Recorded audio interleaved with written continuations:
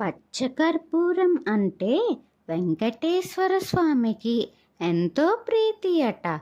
పచ్చకర్పూరం సహజమైనది, శుద్ధమైనది. ఇది శరీరాన్ని, మనస్సును, వాతావరణాన్ని శుభపరిచే లక్షణాలుండే పదార్థం.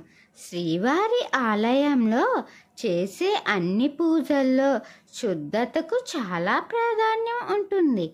పచ్చకర్పూరాన్ని వెలిగించడం ద్వారా నెగిటివ్ ఎనర్జీ తొలగి పవిత్రత ఏర్పడుతుంది. ఇది స్వామివారి కృషికి అనుగుణంగా భావిస్తారు.